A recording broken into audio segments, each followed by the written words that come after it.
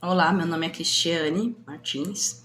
Vim aqui hoje a pedido dos interessados na área da psicologia sobre área criminal. Nós trabalhamos, né, na psicanálise, na psicologia, a psicologia forense, com a área criminal, principalmente os crimes,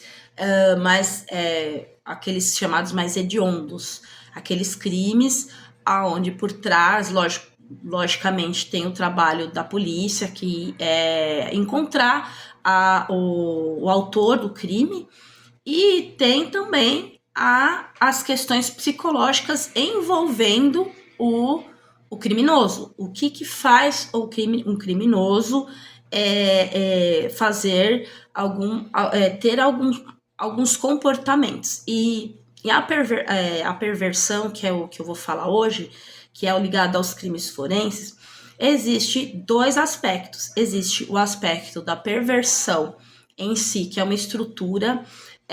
Eu, como atuo na parte da psicanálise, que ajuda a entender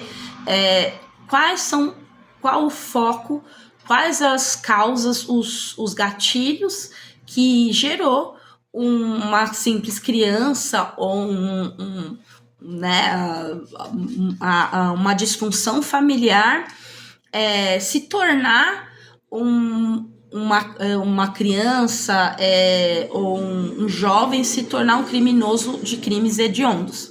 Lembrando que entre os crimes de perversão, como eu falei, existem os crimes que são em série, que não necessariamente são sexuais, são crimes por motivações, todos eles por uma pulsão, desejo de ter algo que eles não têm, a custo de qualquer coisa, porque essa parte de empatia, de regras e limites é distorcida, e a gente vai falar um pouco por quê isso.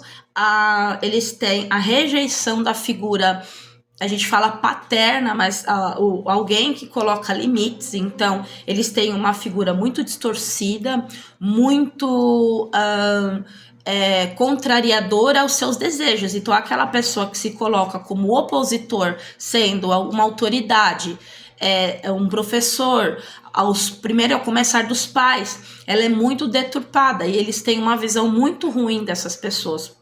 Muitos deles, a maioria deles, né, a gente não generaliza, mas por estatística, a maioria deles é real essa demanda quanto aos pais. Então, normalmente eles tiveram pais alcoólicos, pais drogaditos, pais violentos. E a gente vai falar aqui da simbiose da mãe, também uma mãe que prejudica o crescimento dessa criança, que se torna um perverso. E existe, como eu falei, esse jovem que vai ser um infrator. Provavelmente ele pode ser um infrator na área de furto, na área de vários crimes e de várias questões aqui, né? Mas o que eu quero falar é a diferença entre os tipos de crimes. Por exemplo, um caso que nós podemos ver, um filho pode matar, né? São crimes hediondos. Filho pode matar o pai simplesmente pelo desejo da obtenção do dinheiro que o pai tem, que o pai recusa por uma vez ou outra o dar. E essa pessoa, por ter essa recusa de um limite, ele vai lá e destrói aquela pessoa que o põe limite. E existe os crimes chamados os crimes de prazer sexual, que são as perversões sexuais, que dentre elas estão as pedofilias, as parafilias, que são hoje dados dados muito preocupantes para a OMS, indicando que futuros perversos, futuros pela facilidade da visualização do olhar sexualizado, como acesso à pornografia muito cedo.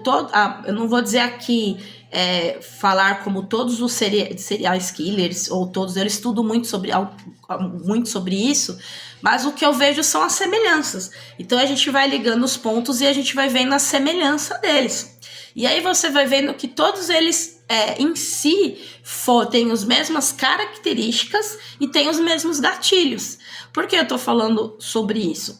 Porque nesse ano de 2025 foi tido um dado científico de que haveria muitos na mídia filmes de terror e filmes de true crimes. Eu falei, né? O que é true crimes? True crimes são crimes reais. Então, desde o Jack Stripador até outros tipos de serial killers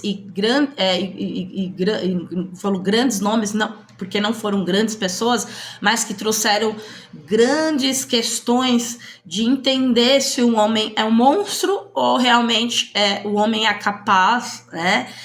O homem é chamado de monstro, é chamado de animal, mas será que um animal teria essa capacidade pensante de burlar a lei, de ter o objeto sexual acima de consentimento, passar pelo prazer dele, independente do sentimento do outro, falta de empatia, o ponto dele ser tão megalomaníaco, eu digo megalomaníaco, é a pessoa com uma mania tão de grandeza, ao ponto de achar que a polícia